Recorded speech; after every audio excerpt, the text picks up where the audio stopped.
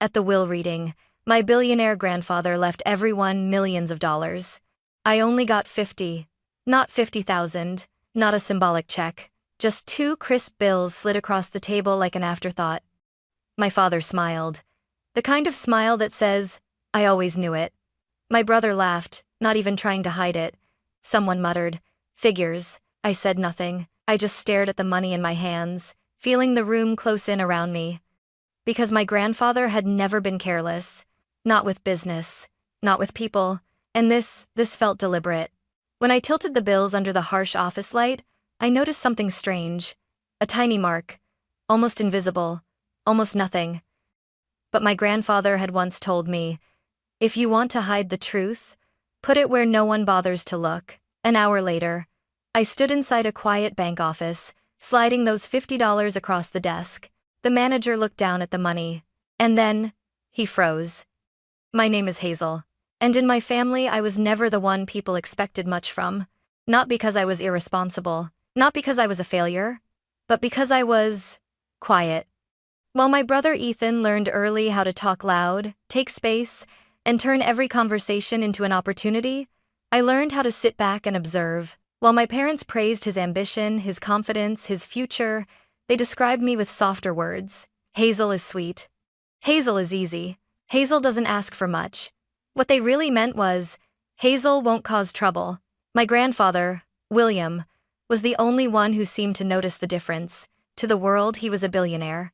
A man who built an empire from almost nothing. People straightened their backs when he entered a room. Bankers laughed a little too loudly at his jokes. Politicians returned his calls within minutes. But to me, he was just Grandpa Will, the man who drank his coffee black. Who hated unnecessary noise. Who believed silence told you more about a person than words ever could. When his health started failing, the family suddenly became very busy. Everyone visited, just not for long. My father would stop by in a tailored suit, check his watch twice, and say, "Dad, I just wanted to see how you're doing. I've got a meeting." My mother brought flowers that stayed untouched in a vase. Ethan came once, stood near the door, and said, "Hang in there, Grandpa. You're strong." Then they left. And the room always felt emptier afterward. I stayed. Not because I thought it would earn me anything. Not because I was hoping for gratitude. I stayed because someone had to. I adjusted his pillows when his breathing became shallow. I read the newspaper out loud when his eyesight weakened. I listened to the same stories over and over again without correcting him, even when I already knew the ending. One afternoon, as sunlight filtered weakly through the hospital blinds, he reached out and held my hand. His grip was fragile, but intentional. "Hear that?" he asked softly. "Hear what?" I whispered. "The quiet," he said. "Most people are afraid of it." He looked at me then, really looked at me, as if he were memorizing my face. "You're not afraid," he continued. "That's why you're still here." I swallowed hard. "Of course I am." He smiled faintly. "No, you're afraid of being invisible. That's different." I didn't know what to say to that. Another time, late at night, when the machines hummed steadily and the world felt far away, he said something that stuck with me. "Money doesn't show who people are," he murmured. "It just removes the mask faster." I laughed softly. "You sound like you're planning something." His eyes flickered with something I couldn't quite read. "Maybe I am," he replied. "I thought it was just the medication talking." I didn't know he was already deciding who I was going to become. When he passed, he did it quietly. No dramatic last words. No long goodbyes. Just a slow release of my hand. And then nothing. I remember standing there afterward, unable to move, thinking one single thought over and over again. Now I really am alone. Because the one person who saw me, who never needed me to be louder, sharper, or different, was gone. And I had no idea that even in death, my grandfather was still watching. The funeral was exactly what my grandfather would have wanted. Simple, controlled, no unnecessary speeches. Black suits filled the small chapel, polished shoes lined neatly along the aisle, white flowers arranged with surgical precision. Everything looked expensive, everything looked respectful, and somehow none of it felt real. I stood near the back, hands folded tightly in front of me, watching my family interact like actors who had rehearsed their roles too well. My father spoke in a low, steady voice, shaking hands, nodding solemnly. My mother dabbed her eyes at carefully chosen moments. Ethan moved through the crowd with confidence, accepting condolences as if they belonged to him. No one stood beside me. No one asked if I was okay. They didn't need to. In this family, that question was never asked unless there was something to gain from the answer. I overheard whispers drifting through the room, soft but sharp. So, how much do you think he left? I heard the real estate alone is worth a fortune. Ethan's probably set for life. Each sentence landed like a small, quiet cut. I told myself not to listen. I told myself this wasn't the time. But grief makes you sensitive in ways you don't expect. Every word felt louder, every glance heavier. At one point, I caught my father's eye from across the room. For a second, I thought he might come over. Say something. Anything. Instead, he gave me a short nod and turned back to a conversation about logistics. "Lawyer will contact us next week," he said to someone beside him. "We'll handle the details." We. As if I wasn't standing right there. After the service, people began to leave quickly. There were no lingering embraces, no shared memories exchanged with warmth, just polite goodbyes and plans already forming for what came next. Money has a way of doing that.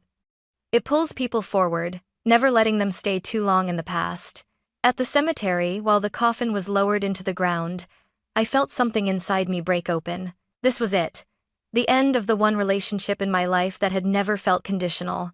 I wanted to scream. I wanted to demand that someone notice how unfair this felt. Instead, I stood there in silence, because silence was what I had always been good at. Later that evening, I was the one who returned to my grandfather's old house. Not my parents. Not Ethan. Me. The place smelled faintly of dust and old books.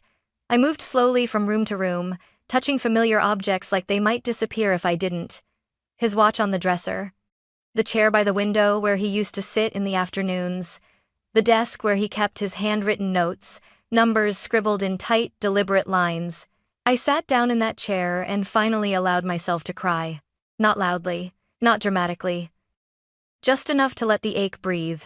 A few days later, an envelope arrived in the mail. Thick paper, formal lettering, reading of the last will and testament of William Carter. The address was a law office downtown. The date was circled neatly in blue ink. My hands trembled as I held it. I didn't expect much. I had trained myself not to. Still, a small, dangerous thought crept in before I could stop it. Maybe he remembered. I folded the letter carefully and set it down, unaware that by the time I walked into that office, everything I believed about my place in that family was about to be tested publicly. The law office was colder than I expected. Not in temperature, in feeling. Polished wood, frosted glass, leather chairs arranged with perfect symmetry, like the room itself was reminding us who belonged and who didn't. I arrived a few minutes early and took the seat farthest from the head of the table, instinctively making myself small. One by one, my family filed in. My father, Richard, walked straight to the front and sat down as if the seat had been waiting for him. My mother followed, lips pressed into a thin line. Ethan came in last, relaxed, confident, already smiling like he knew how this would end. No one greeted me. No one asked how I was holding up. The lawyer, Daniel Ross, cleared his throat and opened the folder in front of him. "We are here to read the last will and testament of William Carter," he said calmly. My heart began to pound. The first name was my father's. "Richard Carter," Daniel read. "A total inheritance of $5 million. My father leaned back in his chair, satisfaction flickering across his face before he masked it with a solemn nod. My mother received $3 million.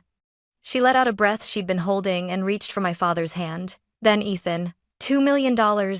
He didn't even try to hide his grin. He glanced in my direction, raised his eyebrows and mouthed, "Told you." I stared down at my hands. "Don't expect anything," I reminded myself. "You knew this." Daniel paused, turning the page. "And Hazel Carter." The room went quiet. "For Hazel Carter, the sum of $50. For a moment, I thought I'd misheard. 50. Not 50,000. Not a token gesture paired with some sentimental object. Just 50. A laugh broke the silence. Ethan's. "Wow," he said, shaking his head. "That's poetic." Someone else chuckled. I didn't look up to see who. My father smiled, not cruelly, Not openly, but with the quiet satisfaction of someone whose long-held belief had just been confirmed. "This proves something," he said lightly. Dad knew who was practical and who wasn't. My mother avoided my eyes entirely. I felt heat rise to my face, then drain away, leaving something cold and hollow behind. I waited for the lawyer to say more, some explanation, some letter, some final message. But Daniel simply slid 2 bills across the table toward me.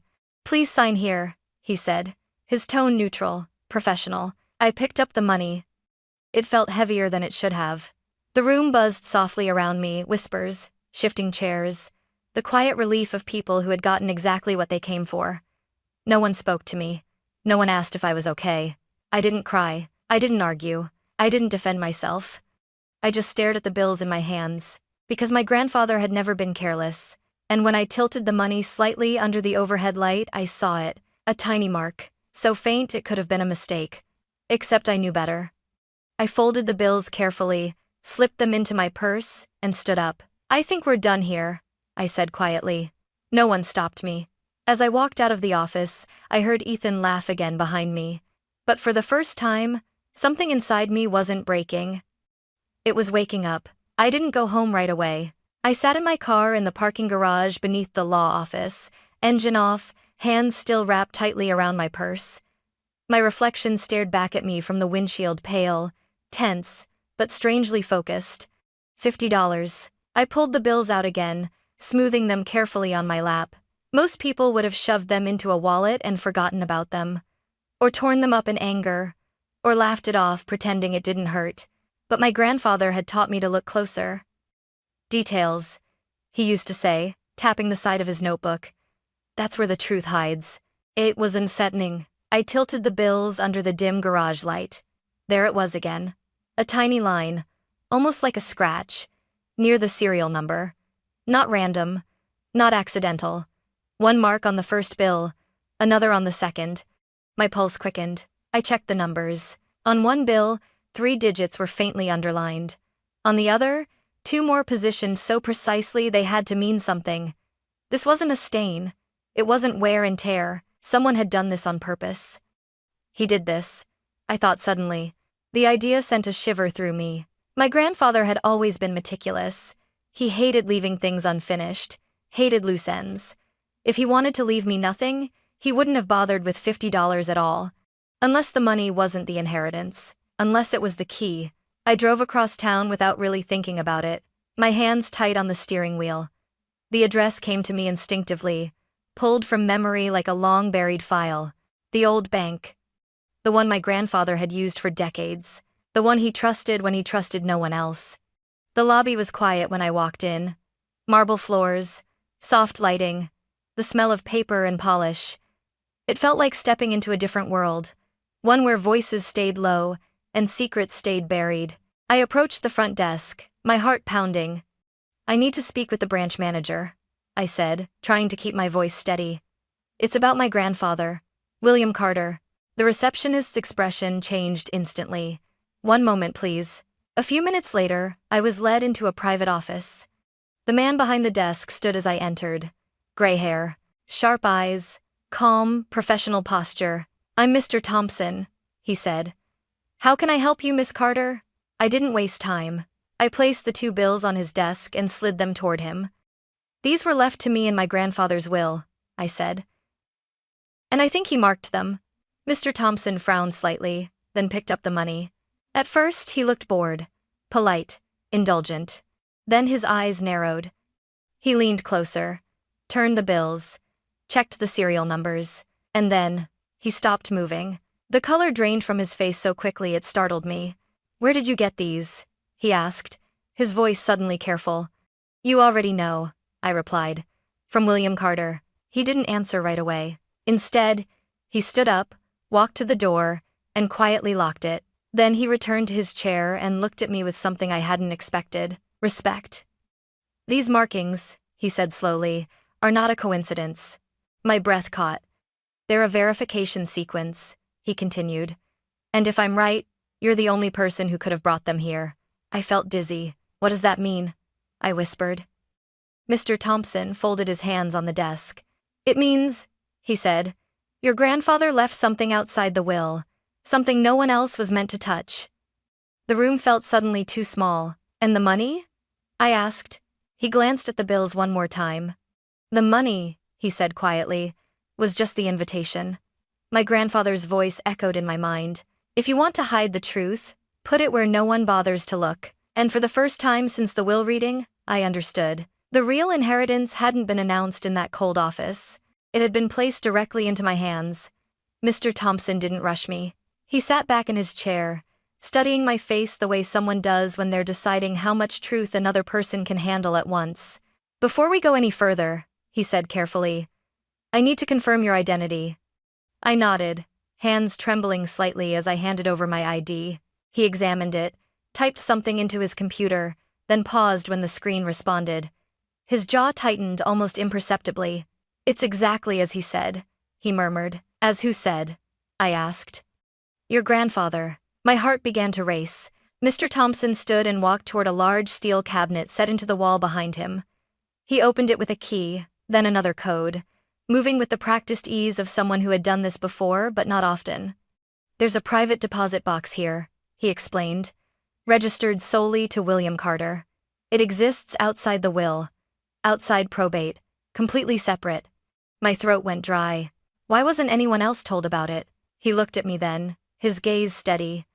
Because your grandfather instructed us not to tell anyone, he said, unless they came with proof. He placed the two bills beside a document on his desk. These markings, he continued, are part of a verification system he designed himself. He believed numbers tell the truth if you know how to read them. That sounded exactly like him. I followed Mr. Thompson down a quiet corridor, the air growing cooler with every step. We stopped in front of a heavy door, and he entered a code I didn't recognize. The door opened with a soft click. Inside was a small room lined with secure boxes. He unlocked one and slid it open. I wasn't prepared for what I saw. Neatly arranged gold bars reflected the light. Folders labeled with company names I recognized instantly. Investment documents, bonds, accounts. I felt my knees weaken. This, I whispered. This is approximately $32 million, Mr. Thompson finished calmly. Conservatively, I covered my mouth, tears blurring my vision. But it wasn't the money that made my chest ache. It was the envelope resting on top of everything else, plain, cream-colored, my name written in my grandfather's familiar handwriting, Hazel. My hands shook as I picked it up. He left that specifically for you, Mr. Thompson said softly. We were instructed not to open it, ever. I nodded, barely able to breathe. We returned to the office, and once I was seated, I finally opened the envelope. The paper inside was folded carefully, as if he'd taken his time, as if he knew I would. My dear Hazel, if you're reading this, it means you saw what others didn't. That already tells me I was right. Tears slid down my cheeks before I could stop them. I gave you $50, not because that's what you deserved, but because I needed you to see the truth with your own eyes. Money doesn't change people. It only removes the excuses. I could hear his voice in my head, calm and certain. I wanted you to watch who smiled, who laughed, who stayed silent when you were diminished. Those reactions matter more than any speech at a funeral. My chest tightened painfully.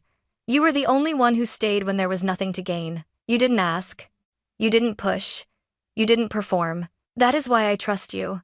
I pressed the letter to my chest, my shoulders shaking. He had seen everything. The money in that box is not a reward. It is a responsibility. Protect yourself with it. Build a life that doesn't require you to beg for respect. And when they come, and they will remember this. Love that depends on money was never love to begin with.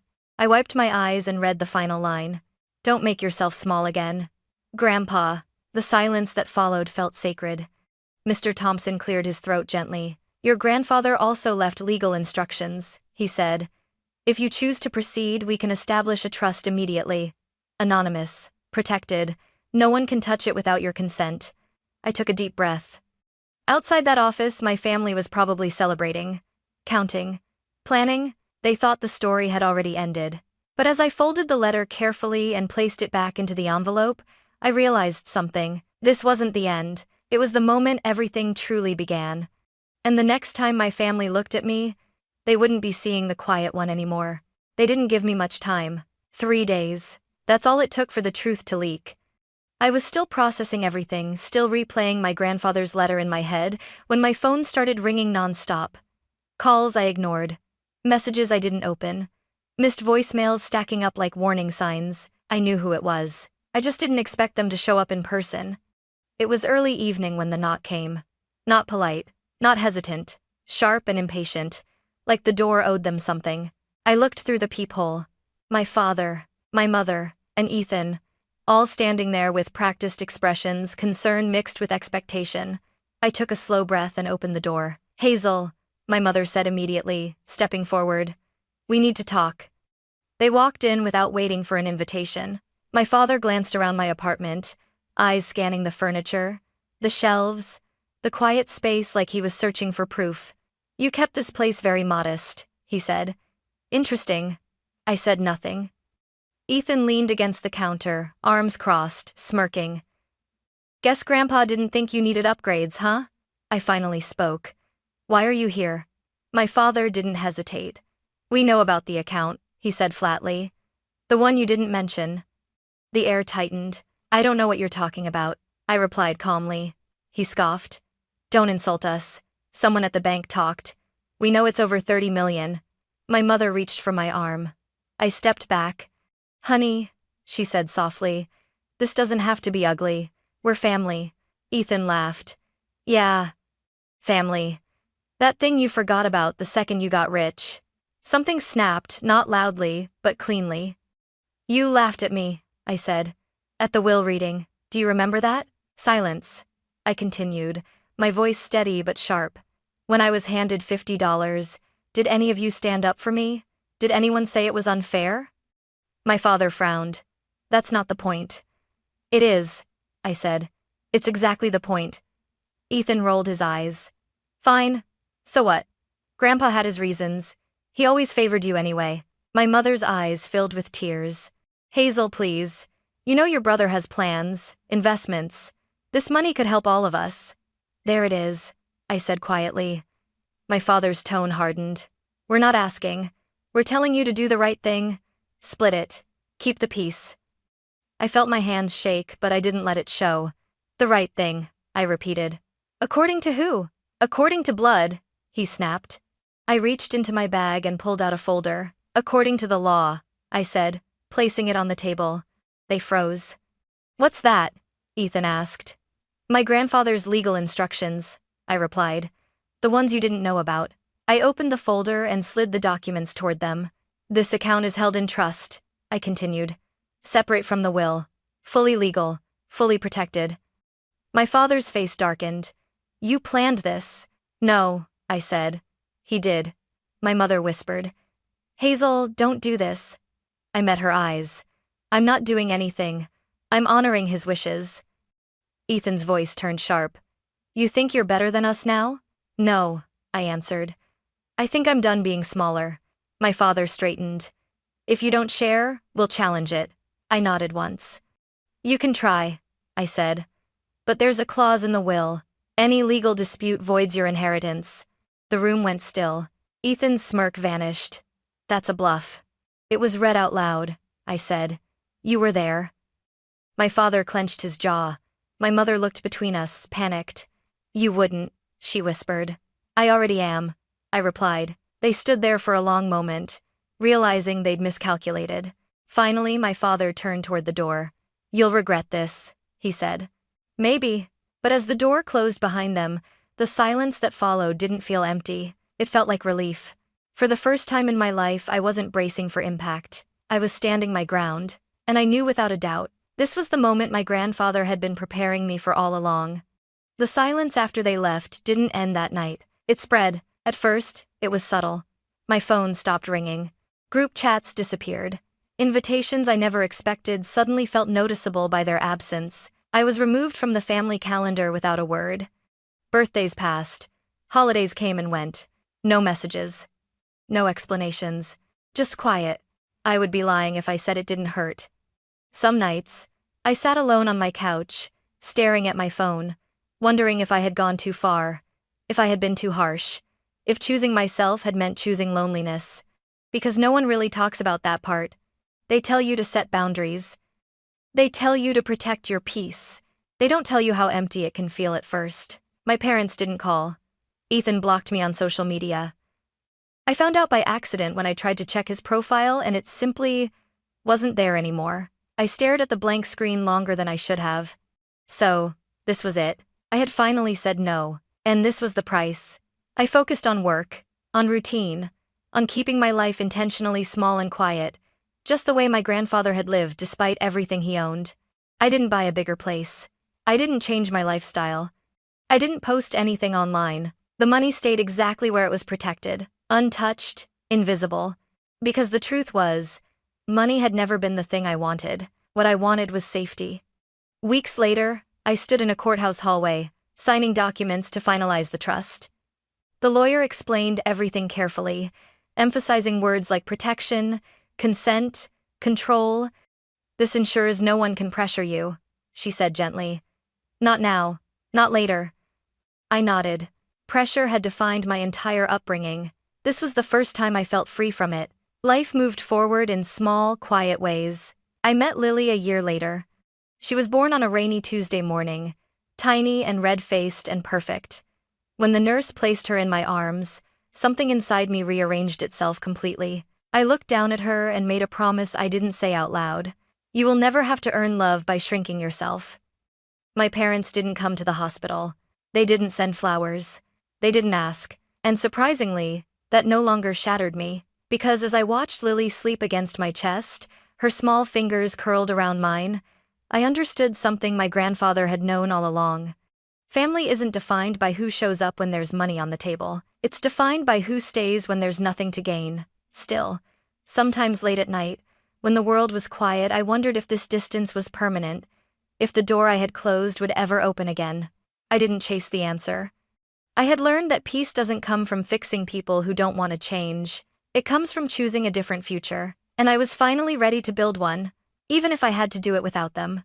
Life didn't change overnight.